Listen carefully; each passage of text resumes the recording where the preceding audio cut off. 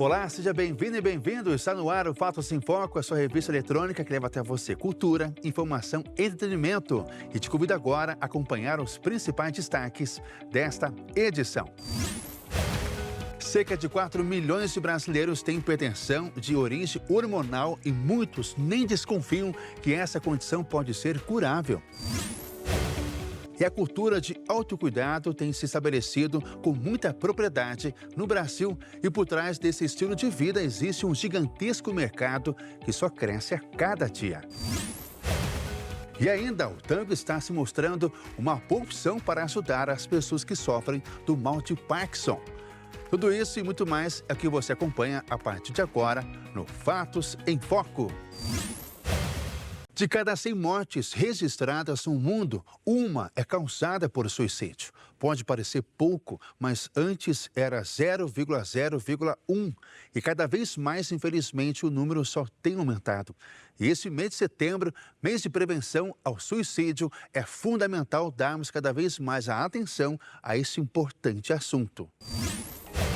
Segundo a Organização Mundial de Saúde, o suicídio é uma das principais causas de morte em todos os países e contextos socioeconômicos. Em 2021, a prática custou a vida de mais de 720 mil pessoas, apesar dos esforços em escala mundial para alcançar o Objetivo de Desenvolvimento Sustentável das Nações Unidas, para reduzir em 1/3 as taxas até 2030. A transformação dos serviços de saúde mental é um dos desafios mais urgentes de saúde pública, mas a tendência atual é que a prática reduza apenas 12% em 5 anos. Entre 2000 a 2021, a taxa de suicídio em escala mundial diminuiu 35% e permaneceu estável durante a pandemia do Covid-19, apesar do aumento dos fatores de risco como doenças, genética, perdas recentes e históricos familiares, além de transtornos psiquiátricos. A condição financeira também é levada em consideração. Segundo a OMS, 73% dos suicídios ocorrem em países de baixa ou média renda. No entanto, nações de renda elevada apresentam uma taxa maior de óbitos. O suicídio é uma consequência dramática de alguns transtornos de saúde mental. O número chega a mais de 1 bilhão. Os transtornos mentais têm fortes consequências econômicas, como gastos de saúde elevados e perda de produtividade. Especialistas indicam que a ansiedade e a depressão, os mais comuns, custam $1 trilhão por ano à economia mundial. O reconhecimento do comportamento que pode indicar risco ao óbito é fundamental para salvar vidas. Pesquisadores revelaram que a maioria das pessoas que morreram por suicídio apresentavam um histórico de doença mental frequentemente não tratada ou tratada de forma incorreta. Os mais comuns foram transtorno bipolar, uso de substâncias, esquizofrenia, entre outros. Além disso, conflitos familiares, sentimentos de desamparo, desemprego ou até mesmo a solidão de viver sozinho podem alavancar a prática. Fazer a faculdade depois do ensino médio e um curso particular pode conseguir uma renda média até 80% maior que a dos colegas que saíram do ensino público. Foi o que revelou um levantamento feito com dezenas de alunos espalhados pelo país. Um levantamento recente do Indicador de Empregabilidade de 2025 confirma que a conclusão do ensino superior tem impacto direto na renda dos estudantes do setor privado. Segundo os dados, a remuneração média de quem se forma salta de R$ 2.783 para a média de R$ 5.000, o que representa um crescimento de 81%. Esse valor é 47% superior à média nacional registrada no primeiro trimestre de 2025, estimada pela PNAD contínua. O estudo mostra ainda que até 15 meses após a formatura, 85% dos egressos do ensino superior particular já estão inseridos no mercado de trabalho. A maior parte consegue atuar em sua área de formação, mas um número significativo segue caminhos profissionais distintos, seja por escolha própria ou por necessidade. Entre os que optam por atuar em áreas diferentes de sua formação, a pesquisa indica que a renda média se mantém próxima daqueles que trabalham diretamente em sua profissão. Já para quem não consegue colocação na área escolhida e atua atua em outra por falta de oportunidade, o ganho mensal pode cair para quase a metade do registrado nos 2 primeiros grupos. Outro ponto destacado é a influência de bolsas e financiamentos na trajetória profissional. Egressos que cursaram o ensino privado sem auxílio financeiro recebem, em média, 5 mil. Já aqueles beneficiados por bolsas parciais ou integrais alcançam rendimentos médios em torno de 4 mil, mostrando que o apoio educacional amplia o acesso, mas ainda reflete diferenças salariais no mercado. O levantamento, realizado junto a ex-alunos de diferentes regiões do país, aponta também que 83,5% dos entrevistados concluíram cursos presenciais e 16,5% à distância. As regiões Sul e Sudeste concentraram a maior parte da amostra, enquanto o Norte ficou menos representado. Para especialistas, os dados reforçam que, embora o diploma não garanta necessariamente uma carreira dentro da área escolhida, ele continua sendo um fator decisivo para a ascensão profissional e salarial no Brasil. Um dos maiores estudos sobre os ultraprocessados de saúde cardíaca até o momento mostra os perigos desse tipo de alimento. Os pesquisadores identificaram quais são os piores para colocar na mesa.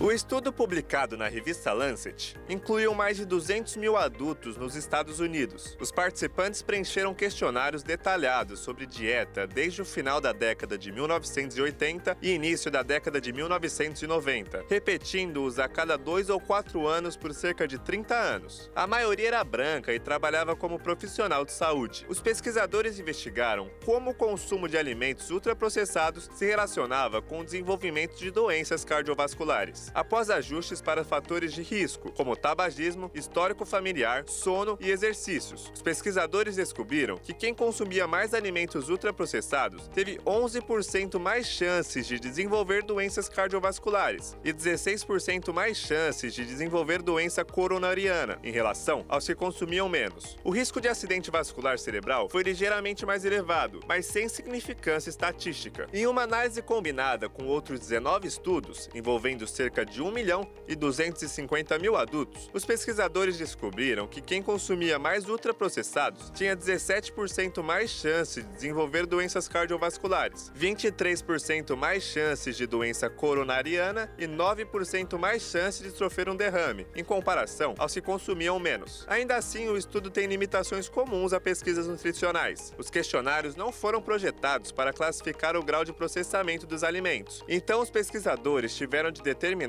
quais ultraprocessados posteriormente. Além disso, os nutrientes de alguns produtos, como cereais matinais, podem ter mudado ao longo das décadas, tornando o resultado menos aplicáveis aos alimentos atuais. Os pesquisadores também investigaram se certos tipos de ultraprocessados estavam mais associados a doenças cardiovasculares. Entre 10 categorias analisadas, 2 se destacaram: bebidas açucaradas como refrigerantes e ponche de frutas, e carnes, aves e peixes processados, incluindo bacon, cachorro-quente, produto de peixe empanado e salsichas. Esses alimentos e bebidas causam mais riscos à saúde cardíaca dos consumidores. O mundo tem mais de 1 bilhão de pessoas vivendo com transtornos mentais. Segundo a ONU, os principais problemas são a depressão e a ansiedade, que exigem alerta para a gravidade da situação, com impactos sociais, econômicos e nível global. Os transtornos mentais são um dos maiores desafios de saúde pública do mundo, atingindo milhões de pessoas de todas as idades, classes sociais e culturas, afetando o pensamento, o humor e o comportamento dos indivíduos. Os transtornos mais comuns são a ansiedade e a depressão, que representam a segunda maior causa de incapacidade a longo prazo, além de aumentar os custos de saúde e causar perdas econômicas em escala global. Segundo a Organização Mundial de Saúde, o suicídio, uma das consequências da negligência dos cuidados mentais, causou 727 mil mortes apenas em 2021. A meta dos Objetivos de Desenvolvimento Sustentável da ONU é reduzir em 1/3 as taxas de suicídio até 2030. No entanto, o progresso é lento e a redução deve chegar apenas em 12% em 5 anos. A organização fez um apelo para que os governos ampliem com urgência os esforços para melhorar os sistemas de saúde mental, como garantir o financiamento de serviços de saúde mental como um direito do cidadão, investir na formação e valorização de profissionais da área e expandir os cuidados comunitários com foco na necessidade da população. Segundo o relatório divulgado pela OMS, a maioria dos países oferece apoio psicossocial e programas de promoção da saúde mental para a prevenção do suicídio. Porém, o gasto médio dos governos é de 2% do orçamento de saúde desde 2017. Países de alta renda gastam em média até $65 por pessoa, o equivalente a R$350, enquanto países de baixa e média renda gastam apenas 4 centavos de dólar, aproximadamente 22 centavos. Além disso, há uma escassez crítica de trabalhadores na área, sendo 13 profissionais de saúde mental para cada 100 mil pessoas. O atendimento médico segue concentrado em hospitais psiquiátricos e menos de 10% das pessoas afetadas recebem o tratamento adequado. O Conselho Federal de Medicina liberou a prática da ozonoterapia para diversos tratamentos no Brasil. A técnica será permitida principalmente para o tratamento de problemas nos ossos e nos músculos comuns pelo desgaste natural da idade e também por doenças como diabetes. A ozonioterapia é uma prática antiga que envolve uma mistura do oxigênio com o gás de ozônio, que tem potencial oxidante e bactericida. A mistura pode ser aplicada por injeção ou diretamente na pele. Teoricamente, o uso melhoraria a oxidação dos tecidos e levaria a um fortalecimento do sistema imunológico. No entanto, as alegações dos benefícios na prática clínica são questionados devido à ausência de grandes evidências científicas para o tratamento de feridas infecciosas. Segundo o Conselho Federal de Medicina, foi realizada uma análise criteriosa e segmentada de evidências disponíveis para indicações específicas, como para o tratamento de diferentes tipos de feridas e dores musculoesqueléticas. A nova norma estabeleceu que a terapia poderá ser feita em um ambiente médico adequado e aplicado por técnicas em óleo, pomada ozonizada e bolsa plástica hermética.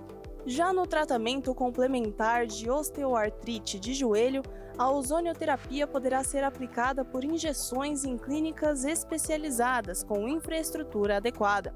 Para o tratamento de dor lombar por hérnia de disco, o uso deverá ser por meio de injeções paravertebrais, em um ambiente hospitalar com uma técnica rigorosa e orientada por imagem. O Conselho Federal de Medicina proibia a técnica desde 2018, permitindo apenas em fases experimentais de pesquisas clínicas.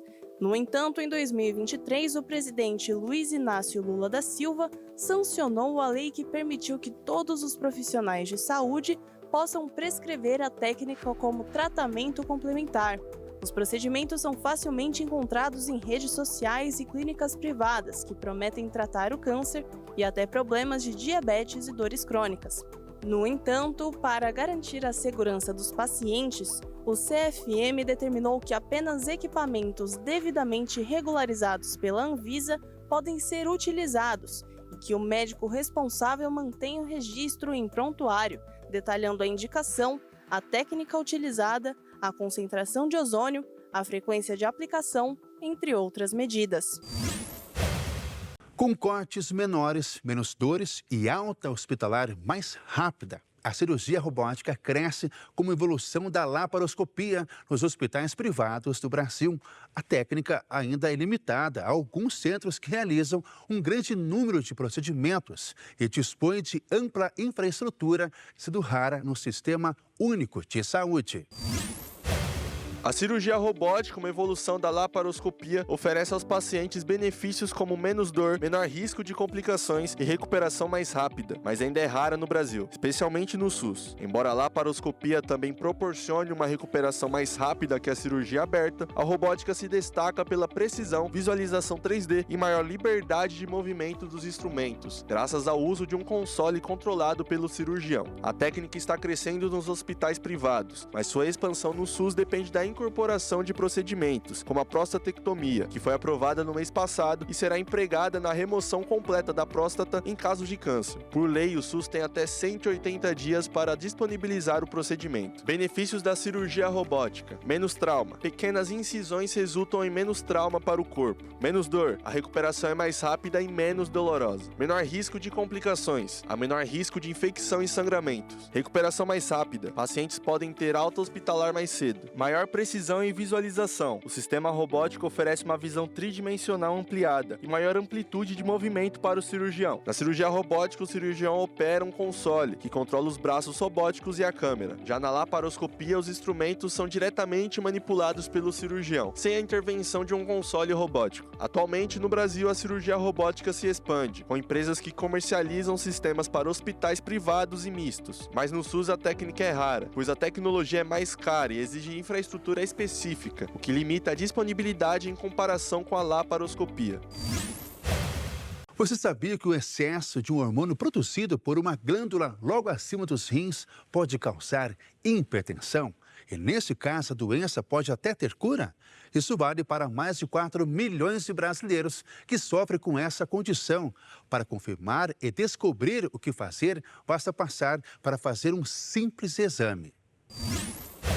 A hipertensão hormonal, conhecida como hiperaldoteronismo primário, também chamado de HAP, é um diagnóstico ainda pouco difundido, mas com grande relevância clínica. Se trata de uma forma específica de pressão alta, cuja origem está ligada a alterações hormonais e não apenas a fatores tradicionais como má alimentação ou sedentarismo. Estudos mostram que pacientes com HAP apresentam risco significativamente maior de desenvolver complicações cardiovasculares graves, como infartos, arritmias e acidentes vasculares cerebrais, o que torna a detecção precoce essencial. Diferente da hipertensão convencional, que não tem cura e é controlada com medicamentos, o HAP pode ser tratado de forma definitiva em muitos casos. A doença está relacionada a uma produção excessiva de aldosterona, hormônio produzido pelas glândulas suprarrenais localizadas acima dos rins. Esse excesso causa retenção de sódio e perda de potássio, levando à elevação da pressão arterial. E em estágios avançados, há sinais clínicos como câimbras e fraqueza. Quando identificado no início, o tratamento adequado reduz consideravelmente os riscos e melhora a qualidade de vida do paciente. Estima-se que o HAP seja responsável por cerca de 8% dos casos de hipertensão, o que representa aproximadamente 4 milhões de brasileiros. O índice é ainda mais alto entre jovens de 18 a 40 anos, chegando a 16%, e pode ultrapassar 30% entre aqueles cuja pressão arterial não responde bem aos medicamentos tradicionais. Apesar desses números expressivos, muitos casos ainda passam despercebidos, o que dificulta a prevenção de complicações associadas. O tratamento varia conforme o tipo de alteração nas glândulas suprarrenais. Em situações onde apenas uma das glândulas está comprometida, cerca de 40% dos casos, a cirurgia para retirada é a opção mais indicada e pode resultar na cura da hipertensão. Já quando ambas as glândulas estão envolvidas, o tratamento se baseia no uso de medicamentos específicos disponíveis no Sistema Único de Saúde. A recomendação dos especialistas é de que médicos estejam atentos a sinais de resistência aos antihipertensivos convencionais e aos casos de baixa de potássio, que podem indicar a presença do HAP. Quanto mais precoce for o diagnóstico, maiores são as chances de controle e até mesmo de cura. Uma pesquisa mostra que gestantes que praticam atividade física podem reduzir as chances dos filhos serem obesos no futuro. A pesquisa tem como objetivo provar que a mãe que pratica atividade física pode proteger o filho. Um estudo da Universidade Estadual do Rio de Janeiro aponta a importância da prática de atividades físicas de mães durante a gestação para filhos mais saudáveis, podendo até evitar as chances de obesidade no futuro. Ainda em fase embrionária, os primeiros resultados da pesquisa indicam que mães com rotina de exercícios físicos ao longo da vida, antes de engravidar e durante a gestação, poderiam desprogramar a herança de obesidade paterna nos filhos. Os testes usando camundongos apontam que os filhotes de mães que praticavam atividade física nasceram com um peso mais baixo se comparados com as crias de famílias com pais e mães sedentários. A pesquisa tem como objetivo provar que mães que praticam atividade física podem proteger os filhos de carga genética de sedentarismo levada pelo pai, evitando assim o desenvolvimento de crianças obesas e diabéticas. O sedentarismo entre gestantes é uma realidade frequente, principalmente nas regiões Nordeste e Sul do Brasil, com prevalência de 96% para alguns locais e trimestres da gravidez. No Brasil, estima-se que mais de 50% da população está acima do peso. Entre crianças, esse percentual chegaria a 15%. Uma pesquisa inédita feita pela Fiocruz mostra que 65% das mulheres do Rio de Janeiro sofreram algum tipo de violência enquanto estavam em trabalho de parto. Momento que era para ser especial acaba sendo traumático. A pesquisa Retratos do Parto e do Nascimento do Estado do Rio de Janeiro, lançada pela Fiocruz, aponta que 65% das mulheres sofreram algum tipo de violência obstétrica. Segundo as autoras, o levantamento poderá ampliar o debate sobre o tema, além de contribuir para que esse tipo de violência seja considerado como uma das formas de agressão contra a mulher. A pesquisa indica que adolescentes e mulheres acima dos 35 anos com baixa escolaridade e renda estão mais vulneráveis à violência obstétrica, assim como mães solos e mulheres pretas. Entre as manifestações de violência mais comuns estão toques inadequados, negligência, abuso psicológico, estigma e discriminação, além do abuso físico. De acordo com o levantamento, esses casos são mais recorrentes no Sistema Único de Saúde, o SUS, mas ainda estão presentes nos hospitais privados. Especialistas apontam que houve também um aumento de cesariana. Esses dados são considerados preocupantes, uma vez que o procedimento é recomendado pela Organização Mundial da Saúde apenas em casos emergenciais. Entre os diferentes perfis de mães, as adolescentes são as que enfrentam mais dificuldades em ter uma rede de apoio, enquanto as mulheres mais velhas são as mais vulneráveis a síndromes hipertensivas, diabetes gestacional, descolamento prematuro de placenta e morbidade materna grave. Entre as maternidades analisadas, cerca de 30% das públicas possuíam uma unidade de tratamento intensivo adulto e neonatal, frente a 85% das particulares. A assistência ao parto, no entanto, marcou um percentual ainda mais baixo, uma vez que o acompanhamento das profissionais da enfermagem é recomendado pela OMS e pode ser associado à diminuição do uso de intervenções e à proporção de cesarianas. Um estudo feito pela Universidade Federal de Santa Catarina mostra que a capivara é um dos animais que mais causam acidentes com aviões no Brasil. Vamos acompanhar. Desde 2019, a Universidade Federal de Santa Catarina está fazendo um estudo sobre a ocorrência de acidentes aéreos relacionados a capivaras. Isso mesmo, porque esse animal já é o quarto que vem registrando acidentes em pistas de aeroportos. Ao todo, 11 aeroportos foram pesquisados e houveram registros de 33 acidentes onde esse tipo de animal estava envolvido em pousos, em decolagens, porque ele invade a pista e na hora de um pouso, por exemplo, o piloto é obrigado a arremeter para não causar um acidente ainda maior, até porque a capivara é um animal de grande porte e com um volume corporal muito grande. Então, por isso, acidentes graves podem acontecer com o relacionamento com esse animal. A UFSC fez esse estudo para mostrar, que áreas geralmente mais descampadas, como dos aeroportos, estão tendo maior incidência com esse tipo de bicho, que é uma ratazana, como eles dizem, Eles são roedores, só que de grande porte, é claro. Aqui no sul de Santa Catarina também houveram bastante incidentes relacionados a capivaras, principalmente em áreas aí próximos a rios, mangues, elas inclusive entrando em áreas comerciais, invadindo comércios, por exemplo. A capivara, a gente lembra, né, é um animal de grande porte, ele tem um poder agressivo muito grande, não é um animal doméstico, bem longe disso, e que por mais que tenham tentado deixar a capivara um animal fofinho aí em objetos de papelaria, que está se vendendo bastante, não é nada disso. É um animal aí que pode sim causar danos, então é melhor se manter longe, não tentar chegar perto e quando ver, chamar as autoridades. Então, portanto, mais um estudo relacionado a esse animal que vem chamando bastante atenção aqui no país. São Paulo enfrentou, no mês de agosto, o maior nível de trânsito dos últimos 6 anos. E com muito estresse sendo enfrentado diariamente, a saúde do paulistano é que mais sofreu.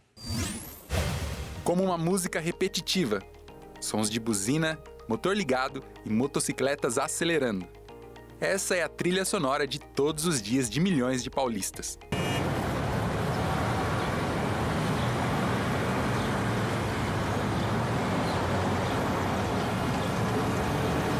Desde 2019, o paulistano não ficava tanto tempo parado no trânsito da capital quanto foi no último mês de agosto. De acordo com a Companhia de Engenharia de Tráfego, a CET, o mês passado registrou uma média diária de 421 quilômetros de lentidão. Número esse que só perde para agosto de 2019, quando o índice atingiu 471 quilômetros. A média em 2025 já vinha marcando um alto número nos 8 primeiros meses do ano, 364 quilômetros de trânsito, o que não era uma realidade desde a paralisação da pandemia. Um problema que antes se concentrava apenas nos horários de pico, mas agora acontece ao longo de todo o dia, por causa das mudanças de horários e do rodízio de veículos. E se já é tão difícil ficar parado no mesmo lugar por tanto tempo, principalmente nesse ambiente caótico que é o trânsito de São Paulo, quem mais dá sinais de que algo está errado não é o carro, é o próprio corpo. Mais do que tempo, os motoristas pedem vida. Ficar muito tempo no trânsito faz mal para a saúde física e mental. Quando nós nos mantemos na mesma posição, quer seja em pé, né, sustentados pelo pé, a musculatura dos membros inferiores vai ficar mais desgastada. Quando nós ficamos sentados por muito tempo, há um prejuízo circulatório, pessoas já com problemas vasculares, a gente fala grosseiramente, né, de varizes e outros problemas de circulação, vai causar formigamentos, dores, ou seja, é um desconforto para a saúde física, mental e psicológica, com certeza. Então a saúde mental, a saúde psicológica, ela fica abalada, a gente fica mais vulnerável, mais impaciente. A CET aponta que os motivos para tanta lentidão são variados, desde o aumento da frota de veículos, como também mudanças climáticas, principalmente em janeiro, onde muita chuva caiu em todo o estado de São Paulo. Home office, modelo de trabalho que foi tão usado no período de pandemia, também diminui a cada ano. E em 2025, o modelo híbrido, que são dias alternativos de trabalho entre casa e empresa, aumentou, o que também refletiu no trânsito. Para quem não tem escolha ou opção e precisa enfrentar esse trânsito de São Paulo todos os dias, Alisson Coimbra deixou algumas dicas valiosas para fazer desse momento um pouco menos estressante. Cabe a nós, cidadãos, cuidar da nossa saúde física, mental, emocional e fazermos desse momento o menos desgastante possível. Então, a melhor perspectiva nesse cenário é ter uma água, uma alimentação reserva ali, né, em caso de uma obstrução por mais tempo, e já preparar um conteúdo, um podcast, uma palestra, alguma coisa para acessar, ou pelas plataformas de áudio ou de vídeo, para culturalmente, emocionalmente, absorver algum conteúdo onde a gente também não faria se não estivesse parado. O sabre de luz usado pelo personagem Darth Vader da franquia Star Wars foi vendido em Los Angeles, nos Estados Unidos, por mais de 3 milhões de dólares. É o equivalente a 16 milhões e meio de reais. A espada é um dos acessórios mais marcantes da sequência de filmes. O mercado de itens colecionáveis de cinema apresentou um crescimento significativo, impulsionado por filmes e séries da cultura pop, movimentando bilhões anualmente. A peça de luxo da vez foi o sabre de luz usado por um personagem marcante da franquia Star Wars, Darth Vader. O item colecionável foi vendido por 3 milhões e 600 mil dólares, o equivalente a 19 milhões de reais, em um leilão junto a outros 400 objetos cênicos autênticos produzidos por uma empresa especializada em memorabilia cinematográfica e patrocinadora do evento. Entre os itens vendidos por valores astronômicos estavam a flauta tocada por um personagem da série Star Trek, The Next Generation, por $405 mil, o equivalente a R$2 milhões. O neutralizador, um dispositivo utilizado para apagar memórias por agentes em Homens de Preto, por $316 mil, próximo a R$1.700.000. A placa da plataforma 9 3/4 dos filmes de Harry Potter por $139 mil, o correspondente a cerca de R$700 mil. A espada empunhada pelo personagem Jon Snow em Game of Thrones por $95 mil, o equivalente a R$520 mil. Também foi leiloada a roupa usada pelo ator Tobey Maguire em Homem-Aranha e o chicote do personagem Harrison Ford em Indiana Jones e a Última Cruzada. A venda do sabre de luz foi classificada como um marco para o mundo do colecionismo de cinema. Mais 600 itens estão listados para serem vendidos nos próximos dias. No total, os 433 lotes comercializados arrecadaram mais de $14 milhões, ou seja, mais de R$78 milhões. E São Paulo tem mais restaurantes de comida japonesa do que churrascarias. Sabia disso? Pois é, a cidade é considerada a capital mundial da gastronomia japonesa fora do Japão. A cidade de Tóquio é considerada a cidade com o maior número de restaurantes japoneses, mas São Paulo é reconhecida também como a capital mundial da gastronomia japonesa, fora do Japão, com mais de 600 estabelecimentos, superando até o número de churrascarias. Um dos fatores para essa fama é a grande quantidade de descendentes japoneses em São Paulo. A cidade tem a maior comunidade japonesa fora do Japão. Atualmente, vivem mais de 1 milhão de japoneses somente em São Paulo. Em todo o Brasil, são cerca de 1.800.000 pessoas. A grande presença dessa comunidade impulsiona o crescimento da culinária.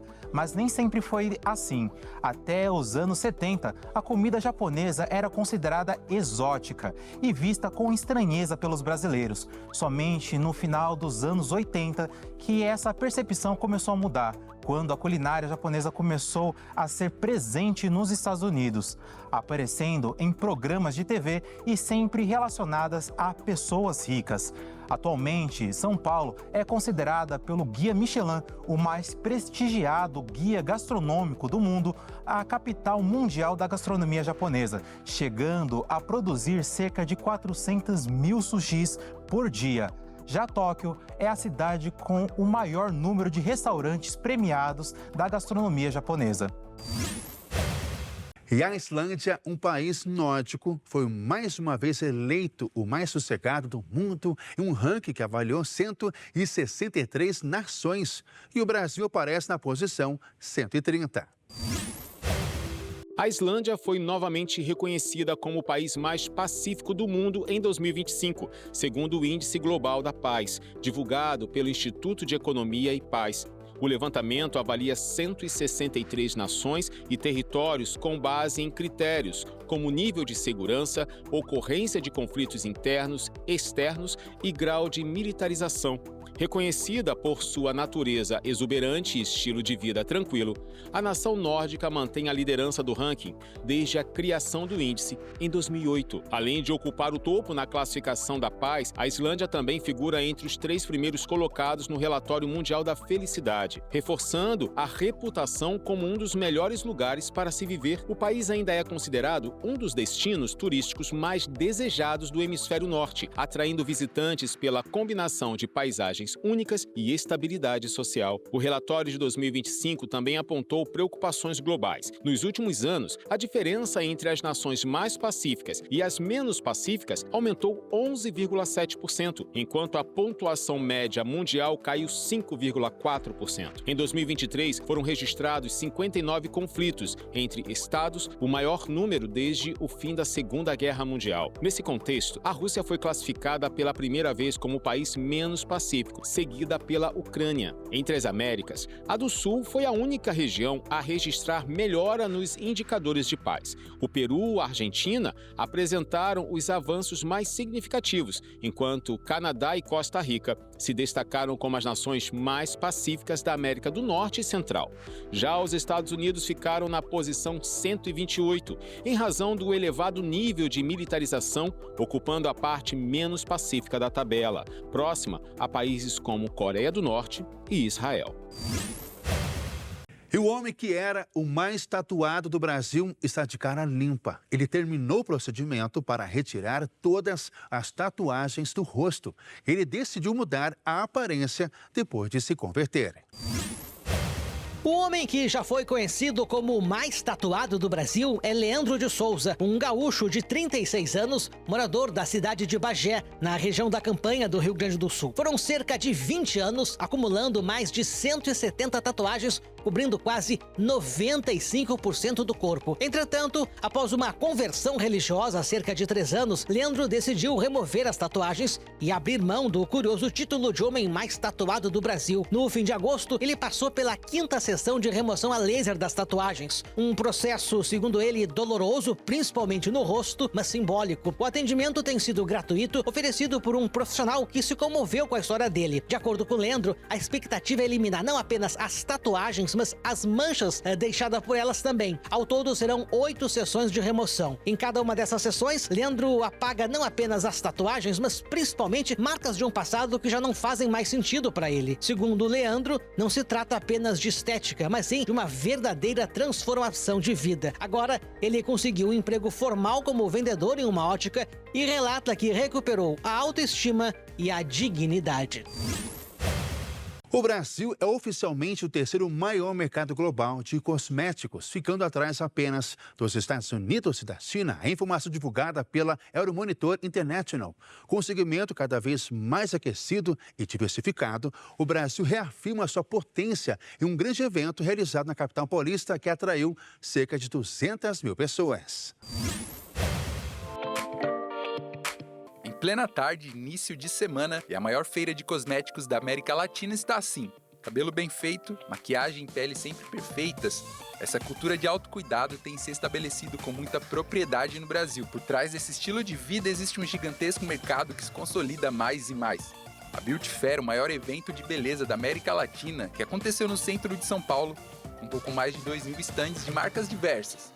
E atraiu cerca de 200 mil pessoas nos 5 dias de evento, confirmando mais uma vez o motivo do Brasil ser o 3º país que mais consome produtos de beleza em todo o mundo. Para se ter uma ideia do quanto tem crescido esse mercado de cosméticos e cuidados pessoais aqui no Brasil, uma pesquisa do IBGE apontou que o brasileiro gasta mais com beleza do que com comida. Para alguns, gastar tanto com cosméticos chega a beirar o absurdo. Já para outros, nada importa, afinal, o que vale mesmo é o bem-estar que a beleza proporciona. Só você olhar aqui, ó, e vai ter essa noção que realmente é verdade. Hoje eu nem almocei, estou o dia inteiro nessa loucura. Para você, o que vale mais a pena, o preço do produto ou a qualidade dele? Qualidade, preço não. Qualidade fica em primeiro lugar. Não existe o caro, né? A gente que precisa se esforçar para estar no padrão do produto que a gente exige. Então, se a gente quer usar algo de qualidade, temos que estar pronto por aquilo. Não é o caro, é o preço. Que a ser paga é esse. Quando o assunto é consumir produtos de beleza e cuidados pessoais, o Brasil só fica atrás de Estados Unidos e China. E estar nesse pódio é um feito até que recente, quando ultrapassou no último ano o Japão, se consolidando de vez no mercado. Para o diretor-geral da Beauty Fair 2025, César Tsukuda, esse avanço no consumo do brasileiro é devido à busca pelo bem-estar. Acho que tem 2 motivos básicos, né? A brasileira e cada vez mais o brasileiro, ele tem uma preocupação com o cuidado, com a beleza, que provavelmente é o principal do mundo. Do ponto de vista de consumo, isso traz muita força para o setor. Mas igualmente importante é a força da iniciativa privada, é a força da indústria, das marcas brasileiras que trabalham incansavelmente para trazer produtos e serviços adequados a cada um dos públicos que consumem. E com a imersão da tecnologia em todos os setores mercado afora, uma tendência tem surgido no meio da nova geração. Comprar produtos agora só depois de uma boa avaliação na internet, através deles, os famosos influencers. Se é um produto que lança, a gente pesquisa para dar uma olhada, né, o que o pessoal fala, o público fala, reage ao produto e dependendo do que eles falar, se é bom, ter várias positividades sobre a marca, a gente pode comprar para testar.